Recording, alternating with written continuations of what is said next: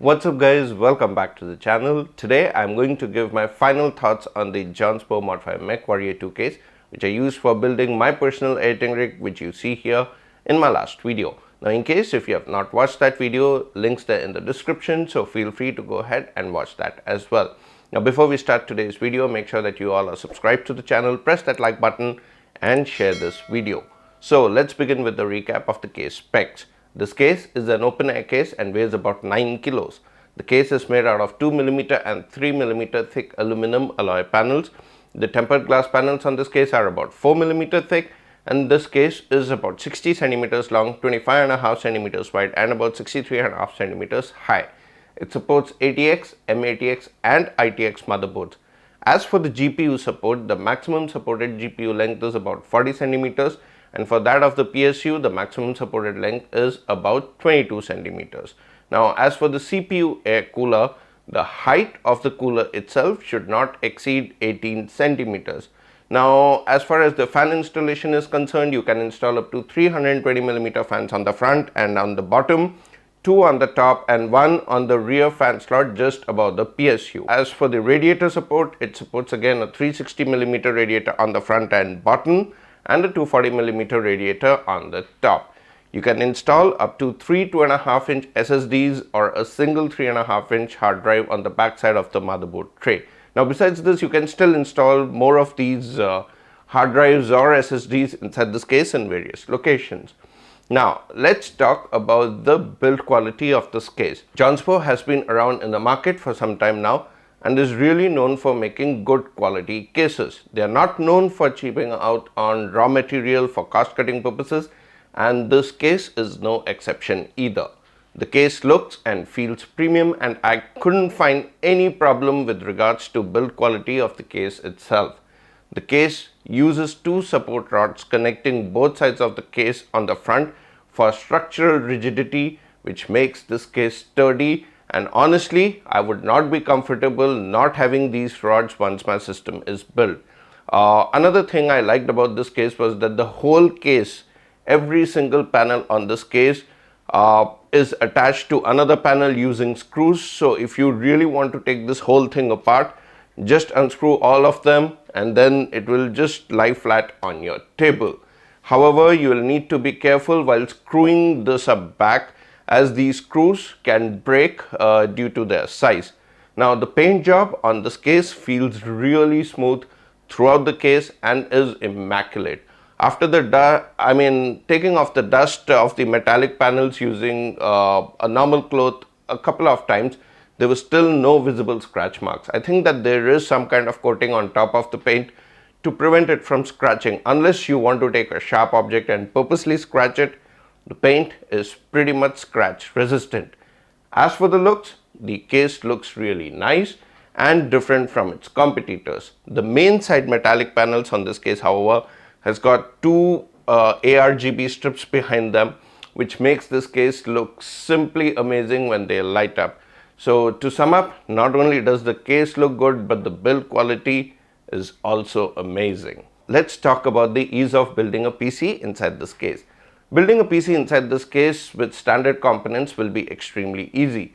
Cable management again is not going to be of an issue, as there are enough places inside this case or behind this case to hide your cables.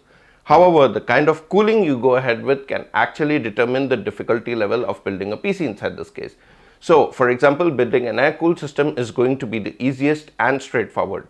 In case you choose to go ahead with liquid cooling, AIO installation is also going to be easy. However, doing a custom liquid cool loop could be a little difficult and tricky. Now some of you will say that that's true for all the cases.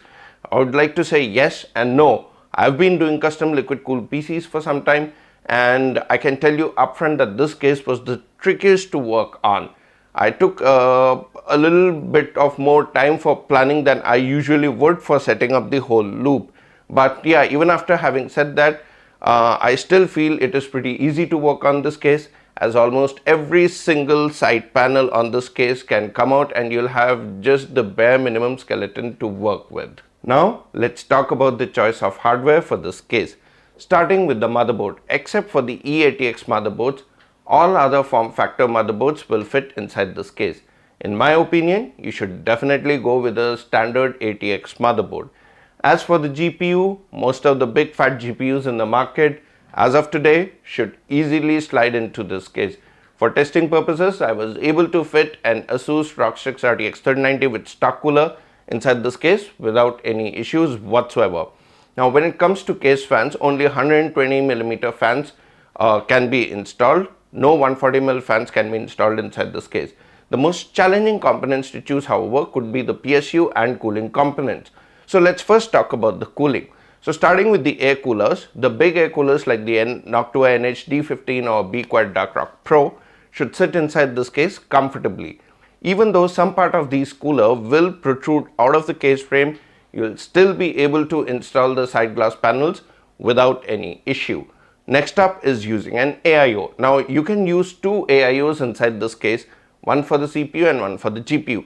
Just make sure that only one of your two AIOs has a 360mm radiator, else you can get into problems which I'll discuss later. Now the problem arises when you want to do custom liquid cooling. The two main components of the custom liquid cooling, the pump reservoir and the radiator, could end up being tricky to decide upon. On paper, the length of 60 centimeters of this case looks like a lot. But when you start doing custom loop, you will see the lack of space inside this case. See these two rods for structural rigidity which I had mentioned earlier. It eats away almost all the space on the front, leaving almost no space for pump reservoir installation. Just to give you guys a perspective of what I'm saying, after installing a 360mm rad of 45mm thickness on the front inside my build, the clearance between the front radiator and the top rod was about 7 centimeters and the bottom rod was about 11 centimeters. Now this is because they are at an angle to each other.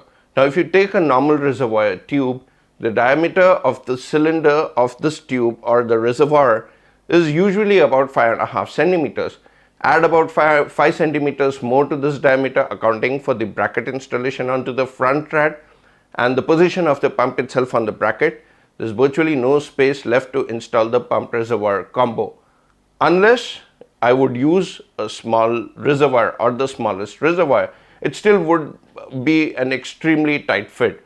Now no matter what I did or tried installing the pump reservoir to the rad or to the sidewalls of the case, nothing was working out. So to overcome this problem, I had two options. First was to remove these two rods to install the pump reservoir combo, which would then have compromised the structural rigidity of the case. Or number two, custom design a reservoir in such a way that it could sit flat against the case side wall next to the radiator with pass-through holes for these support rods, and then have this reservoir connected to a small standalone pump without compromising on the structural rigidity. I chose the second one, as you can see here. Now I just want to say, if you guys are looking to build a custom liquid cool system inside this case, be wary of this issue. Now even though I chose a 45mm thick radiator for my build, choosing a 27mm or a 30mm radiator is thick radiator is a much better option considering the space constraint that you have. Now the manual of this case says that you could install up to a 360mm radiator on the front and bottom. Now when we talk about bottom, technically it is true. However, since the radiator and the fans are installed on the external side below the PSU, a lot of heat from the radiator will be pushed into the PSU, making it run hotter. Now this is because the fans can only pull air from below and push it upwards into the case. Also, due to the close proximity to the ground surface, the amount of air the fans will be able to pull will not be really great. So installing a radiator in the bottom doesn't make any sense, and that's why I said you should not have two AIOs of 360mm radiators inside this case. Now just for your information, you could also install a flat distro style pump reservoir combo on this fan slot here in the rear. Also you can install a 120mm rad below this without any modifications needed. Honestly, in my opinion, building an air-cooled PC inside this case is going to be the best option, as not only will it be faster and easy to finish, but with the selection of right parts, your system will not only perform good, but can actually end up looking awesome. Now, let's talk about the PSU selection. As per the spec sheet, the case supports longer PSUs of up to 22 centimeters, like the Corsair AX series or the EVGA Supernova series, just to give you an example. However, depending whether or not you have any other component installed on the front like a pump, maybe you might or might not be able to install these longer PSUs. In my case, as I had a pump on the front, I wasn't able to install my PSU, which is the Corsair AX 1600i, as I had no space for cables and had to reverse the PSU orientation front side back. But if you have an air cooler or an AIO inside the system, installing the PSU is not going to be an issue at all. If it is a longer or a standard size PSU, doesn't really matter. One thing to note here is that you might have to face the issue of the 8-pin EPS power cable, which comes with the PSU not long enough to reach the motherboard. This is because of the shape of the case, which extends the height at the back or at the rear, and you might have to get custom sleeved cables or extenders to get it connected. So this is a possibility, not a sure thing, so know this beforehand. So now let's talk about the airflow, which again, if you have an air-cooled system, will not be an issue at all, as the CPU and GPU air cooler will be able to pull ton of air from all sides, keeping these components nice and cool. Even the radiators will have a good flow of air through them. However, passively cooled components might have some issues. As this is an open air case, the air pushed in by the front fans directly or through the radiators might not reach the passively cooled components at the back due to the lack of air pressure. And this is primarily because some of this air will escape through the various openings on this case. Unless your top fans act as intakes, don't expect to have a ton of airflow. Just to give you an example of what I'm saying, in my build, the air pushed in by the front mounted fans through the radiator would escape even before it reached the backplate on the liquid cooled RTX 3090. This was making the passively cooled backplate very hot, so hot that I could actually feel the heat standing close to the case. I thus installed an active cooling backplate to have the heat eliminated more or less completely, and now things feel nice and cool. So this was an added expense for me, which you would want to remember. So to sum up, even though the actively cooled components like the CPU or the GPU will never have trouble breathing the fresh cold air, passively cooled components like the GPU backplate or the VRMs might have issues with cooling unless you have a fan blowing air at these components directly.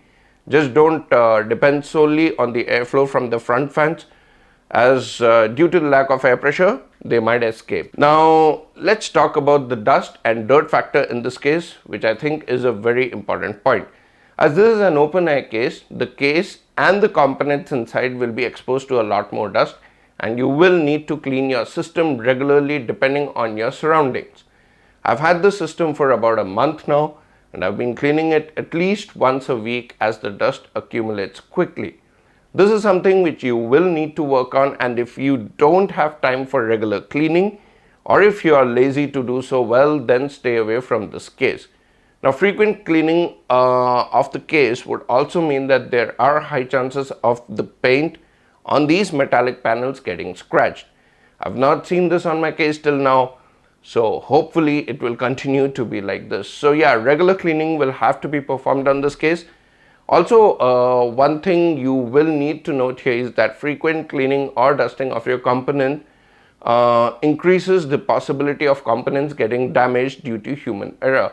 So you need to be careful on this also while you are cleaning. So I mean, overall, although I have some reservations about this case, I still absolutely love it. It looks good and has a great build quality. The end result is just simply gorgeous, even though the time taken to build a PC inside this is too much.